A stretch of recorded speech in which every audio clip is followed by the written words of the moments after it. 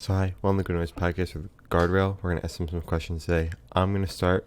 So what inspired you guys to start the band, and what does the band name mean? Okay, well, Ken and I have actually been friends since like fifth grade. Oh, We go way back. So we both got guitars when we were in eighth grade, and we were like, let's start a rock and roll band together, you know? And then we started a band together in I want to say our junior year of high school, right? Yeah, I think so.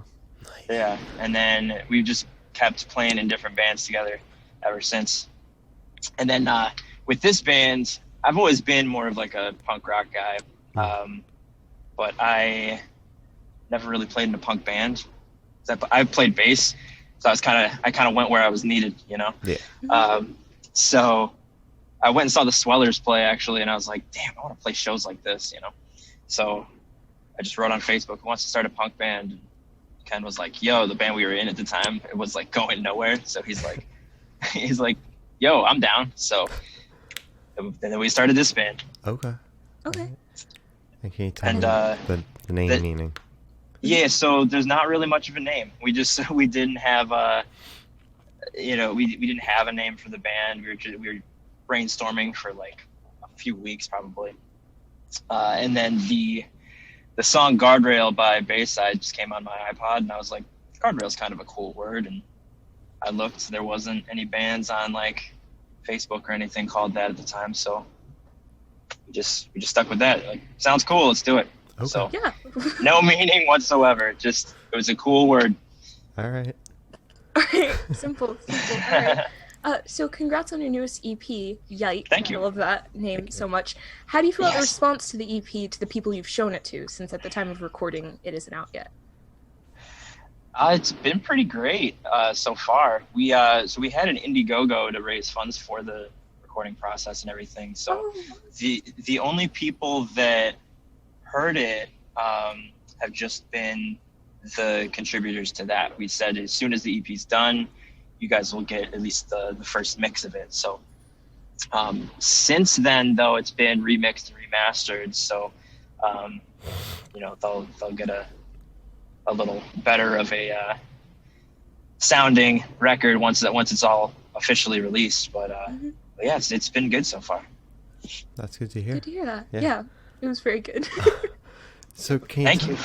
Can you tell me a little bit about your writing process behind this EP? Yeah. So mainly the two of us are the main kind of songwriters in the band. So, I mean, Ken, you want to talk about more? You wrote, I think, more of the musical side of it, and I wrote more of the lyrical side of it. You want to touch on that? Yeah, a lot of the songs, I guess I'd say about maybe half of them were, riffs that I wrote a few years ago, and we're just kind of sitting around. And for this, I guess, writing cycle, we got in the room, Kevin and I, and just went through a bunch of songs, or the start of songs that I started writing or Kevin started writing, and we just went at the ones that we were drawn to the most, I'd say, and kind of pieced together. Let's say if I wrote most of a song first, Kevin would come in and have some more ideas that he was sitting on, and we kind of push those together. And some of the songs were kind of the other way around, where Kevin had the beginning of a song, and I think Really, which is the first song on the EP, the beginning was something Kevin came up with, and then Yeah. he had a little bit more of the song, maybe pieces of it, and then we kind of worked together on taking the beginning of what he had and forming the full song. And yeah, we write very well together, and I think it shows on Yikes much more than our previous stuff, that our sound has changed, not drastically, but I think it's a lot more coherent, and our two styles are meshing together a lot better than they did before. Yeah, we've also had a lot of lineup changes over the years. So Yeah. so now this is like the most like secure lineup we've had. Definitely the longest lineup we've had. But yeah, oh, my manager's over here fucking giving me funny face. I'm sitting in my car. I'm on my lunch break at work. He knows I'm doing an interview. You asshole.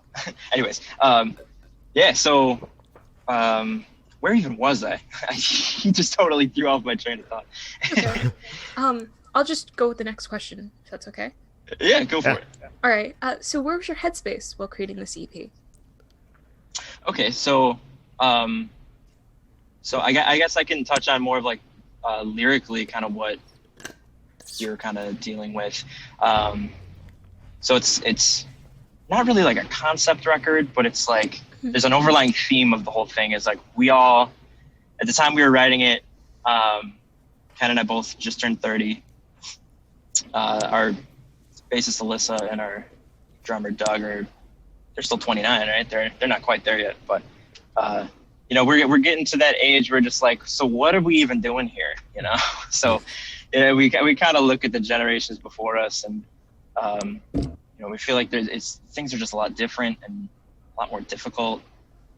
You'd think it'd be the other way around. You'd think things would be easier, but so a lot of the record, a lot of our friends are going through a lot of the same stuff. So I wrote the lyrics to kind of be sort of discussing like that whole concept of like we're all kind of lost and shit's kind of fucked, for lack of a better phrase. But so that's kind of what the whole thing is about. And you know, I think, you know, any of our peers that are roughly our same age are you know, us horrible millennials will definitely be able to relate to a lot of the subject matter there.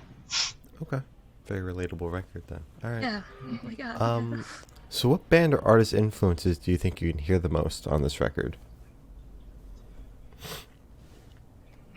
It's a tough one because I feel like there's so much that each of us listen to, but I mean, we all listen to such a variety of shit. But I think at least I know Kevin, and the melodies and lyrics are a lot of Blink-182 and Bouncing Souls and bands like the poppier punk bands, whereas I think writing the music and the guitar work ends up being more, I guess, the harder punk bands, like Sum 41 and Strung Out, and a little bit more technical guitar work. But we love fusing the technical guitar work with the very catchy vocal melodies, and so there's a little bit of an edge to the poppiness, or if that makes any sense.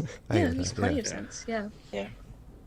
We were listening to it actually, and I was going through the EP and I was like, oh my god, this sounds like Blink-182. But it's like, I'm not the biggest fan of Blink, but I was like, this is if Blink was good. If that makes sense. Like, Shots fired. Blink is my favorite band of all time. How oh dare my god, I'm sorry. I got the bunny right here and everything. Oh, that looks tight though, so that's okay. But like, I liked it, so that's what I'm trying to say. As a Blink fan, thank you. But as a Blink fan, I know exactly what you're talking about, because all this stuff's not super complicated or anything like that, which is kind of what made me as a 9-year-old fall in love with them, because it was just like, this is poppy, but they're also like, you know, fuck our parents and stuff like that. So it was, you know, easy enough for me as a 9-year-old to get into, when I was only into like the Backstreet Boys back then. So yeah. You know.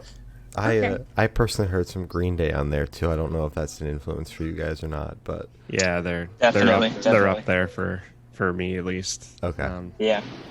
I mean, you brought up Blink-182, and I think the very first song, right after the little vocal intro, like we kick in, and that main lead riff I wrote is very reminiscent of a Blink-182 riff. Yeah.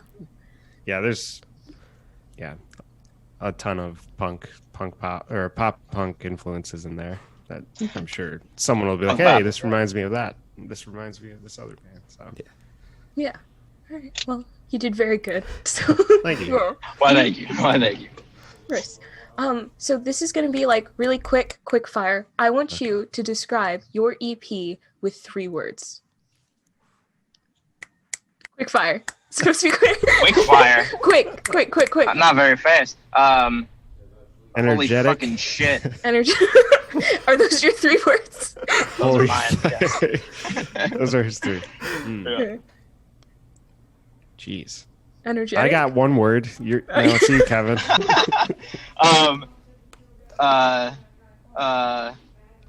Optimistic? Okay. Energetic, optimistic. Okay. Fun. Fun. I don't know. Optimistic and fun and holy fucking shit. Okay. Holy fucking shit. What a wonderful combination. I love it. When you said like fun, we actually last year we did an opening set for Jared Reddick from Bowling for Soup, Oh. and Bowling for Soup's always been like an influence of mine. When I was learning how to play guitar, their songs are all pretty easy. So sitting in my room, my mom knows all their songs because just hearing me playing along to them in my room and stuff.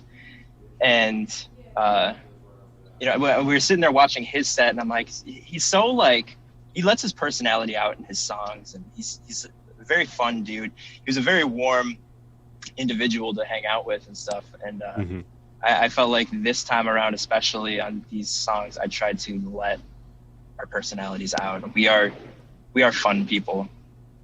No matter what anyone will tell you.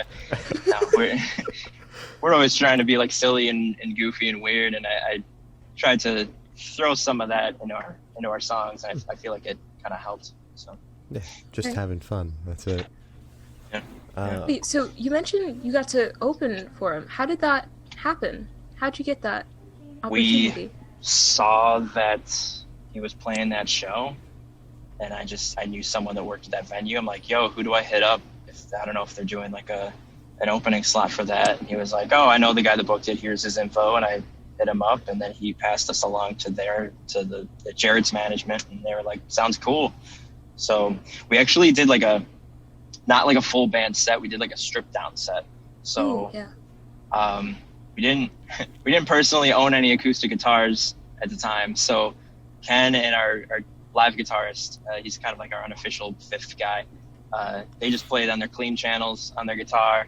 Our bassist, actually, her primary, like her first instrument was cello, so she played cello for that. And then our drummer had like half of his drum kit. We just sort of reworked our songs, like almost gave them sort of a country vibe almost, but like none of us are into country. It just sort of happens. But it was pretty cool. We were actually supposed to open up for the full band at Bowling for Soup back in April, but we all know how that went. So, Yeah. COVID Sorry fucked about that. that. Yeah. So is there a certain feeling you want your listeners to have while listening through the EP? I guess for me, I would say just like, kind of, to quote High School Musical, we're all in this together. Because like, that's the thing, is that like we're all kind of going through some variation of these sort of world issues, especially nowadays. Like, we wrote this thing like a year ago, and we had no idea that 2020 was going to be this brutal. But we're all kind of going through this as a generation, and we're all kind of in this together. And then like the last track is like actually the one that's more optimistic, and it's more just like, hey, don't worry, like we just gotta look out for each other. So you're not alone. Yeah. Okay. Oh, okay. I love that. Yeah. So you guys actually have a feature on the EP. How did that happen? What was that process like? Like, Kevin could... I don't know if he's frozen or not. Yeah, I Uh-oh. think Or if it's in a deep state Well, of thinking really hard. Very deep. Well, I was going to let him cover this since he put it all together, but I'll try and sum it up while he's frozen. Thank you. So I know Kevin is a very big fan of The Color Morale and Garrett Rap, and I think it was just as simple as I think he knew someone who had a connection to Garrett, or maybe he just reached straight out to him. I'm not quite sure, but I think it was as simple as just reaching out and being like, "Hey, man, we'd love for you to hit a vocal spot in the bridge on this song, which is Shipwreck on the EP. And he was just immediately like, yeah, man, let's do it. And yeah, I think it was just as simple as that. That's so cool. Wow, so you just reached out, just like, hey, you want to do this? Yeah, sure. Yeah, I'm sure he sent the song out with like, hey, would you want to sing on this song? And yeah, I mean, yeah, there's not much more to it. He was very responsive and nailed the part we were hoping for. So well, that's good to hear. That's awesome. Yeah. Hello. Oh my god, it got too hot in my car and my phone overheated. That's what happened. Oh my god. Oh, no. That's a new one. I know. All of a sudden it was like, emergency, your phone is on fire. I was like, oh my god, what the? So now I'm back in the warehouse. So sorry about that. That's never happened to me before. That was interesting. Yeah, that's who we are. We're interesting. Yeah. So I tried to explain how you got a hold of Garrett, but I really have no idea. I think was it as simple as just reaching out to him? Yeah, so I used to be in this metalcore band that we played a few shows with the Color Morale, and they've always I've never really been much of a metalcore guy, but they've always been a band that I don't know, they just made sense to me, and they're super catchy. He's got such a great voice, and they're from the area, so they're kind of local anyway. So I was just like, you know what, I'm fuck it, let's hit him up. And since he's from the area, he knows people that I know, so I just reached out to a mutual friend, and she was like, oh, he's actually with me right now. What is happening? I think that's shame. Yeah, it's probably nice. Yeah. I was like, where is that beautiful music coming from? Yeah, don't mind me. So yeah, we reached out to a mutual friend. She's like, oh, I'm actually with him right now. He said to give you his number, so here you go. And that was about it, honestly. So simple, yeah, but effective. Yeah, he's a great dude. So I know you guys are just releasing the CP, but is there anything new in the works you can tell us about? Yeah, I mean, when we signed to Open Your Ears earlier this year, and they're putting out the EP, and we're also going to be putting out a full length with them sometime next year. So since we've been sitting around not really playing shows or anything, we have been starting to write that. So hopefully we can get in the studio sooner than later and get that out. But still in the works. So yeah, I think in our little box folder of song ideas, I think we're already up to 10 or 15, just not totally finished, but song ideas there. So I'm ready to go start recording again. I just love the process so much, and it was such a fun time last October with Nick Diener. I'm excited to go back and work with him again. Yeah, he's a great dude. We felt right at home going to him. So we're definitely he's just become our we just call him our brother dad, because he's our dad, but also our big brother kind of. So I don't know. So yeah, we're definitely gonna go back to him and pump out some more songs sometime early next year. All right. Wait, so you said you had 10, 15 song ideas. Are you thinking of a full length or another EP next year? Yeah, we're gonna be doing another full length. Or I shouldn't say another full length. The first full length. Yeah. But yeah, that's what we're gonna be doing. And it's weird being that we're in the climate that we are with the whole pandemic and everything. We don't know what's going to happen, so we might end up putting out a bunch of singles first. It's still so up in the air, just everything. So that's the goal, is to get a full length out early next year. All right, sick. So where do you see the band in the next 5 years? Hopefully playing shows again. That'd be good. But man, I think Man, I would love to, I guess going to the back to the hopefully playing shows, but I would love to eventually be opening on maybe to start with just a smaller tour with someone like I'm trying to think of a mid-tier band that we would hop on with, or Paul McCartney or something like that. Sir Paul. Sir Paul, easy. No, he'll be opening for you. It's okay. Yeah. I know, like playing with Bayside, I think would fulfill both of our dreams. Yeah, especially since we're technically named after one of their songs. I'm not Yeah. even really a fan of that song, to be honest, but It just sounded cool word. Yeah. Yeah, that's fair. Yeah, but something like that would be cool. Like we're, we are kind of trying to stay in the present, especially now that like we have no idea. It's hard to plan anything, but Yeah. but yeah, we'd love to get out there and get in front of as many people as we can, and hopefully we can do that soon. Yeah, and I guess for the time being, we're trying to figure out how to interact with, fans outside of shows. Like last night, we played Rocket League on Xbox and just streamed it. And it's like, That's so cool. all right, maybe we could start doing Game Rail as Yeah. And I don't know if live stream shows are gonna just be the temporary solution for now. Because I think we would love to play the new EP live before it gets kind of like fades into like a year from now, and maybe shows still aren't a thing. But yeah, next 5 years, love to be opening for bands like that and just continuing to grow as songwriters, because I think we're heading in the right direction for sure. Definitely. Yeah. So for the last couple questions, we're going to shift away from music and go straight to death row. I know my mic died. Oh no. So if you could, if you're on death row, what would your last meal be with a drink? Oh no. Well, I hope I'm never in this situation. I'm gonna go ahead and say like a 50-piece McNuggets, I think. All right.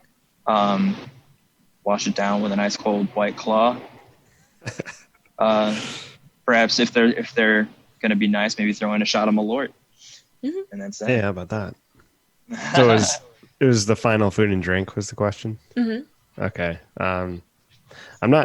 I used to be, I used to seek out like the best burgers in the city, especially in Chicago. I don't do that much lately, but if that was the last thing, I would probably, I don't know, get like a massive cheeseburger from like Cheval or something like that. Have a nice old fashioned and call it a day. Yeah. Solid. Call it life. Wait, did you pick out a drink? Yeah, I'd get the old, like a bourbon old fashioned. Oh, old fashioned. Yeah, That's yeah. a Sorry about that. Yeah, I cocktail. Oh yeah. Yeah, that's been kind of our band drink. We've been doing that a lot lately. Yeah, that's definitely Delicious. what we're into right now. All right. Solid. So, if you could live in one fictional world for a week, where would you live? I always thought it'd be cool to be like, when I was younger, I was reading Harry Potter and I was like, maybe that's real. And then I turned 11 and I was like, damn it. But That is horrible. I'm so sorry. but that would be cool to be able to do magic and shit. That'd be dope. So I'd say like Hogwarts. All right. Wait. Kind of. What do you think your house would be? Oh, I went on one of those websites my girlfriend showed me where it like told you just like answer a bunch of questions. It said I was Gryffindor, so Okay. All right. hope that's a good fair. sign. Yeah. That makes sense.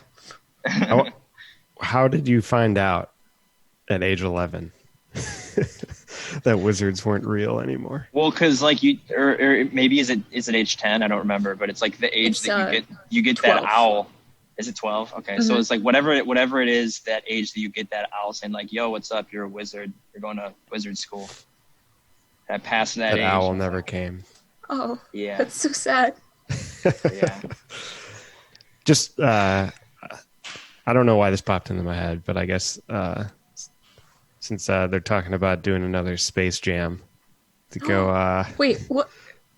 Oh I don't know how to feel about that. I think with LeBron, but yeah. I feel like that rumor's been happening for the past 10 years. It's actually on IMDb now. So now it's funny that you mentioned that because I just watched Space Jam again like 3 days ago. So As you should.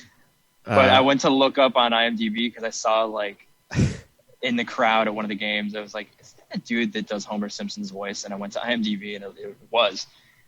And Space Jam 2 or whatever was on there. I was like, damn, it's legit. All right. Real. So I guess I don't know what the world's actually called, just Looney Tune World. Yeah, I guess so. Yeah, that works. The fine line between Looney Tune World and real world. Dodging anvils and shit. Mm-hmm. Go hang out with Danny DeVito as an alien. That'd be pretty cool. Right.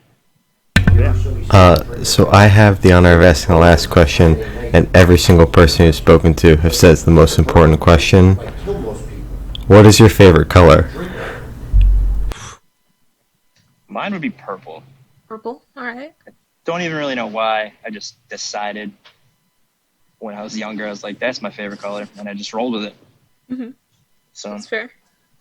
Yes. I guess orange. I don't know why either. I guess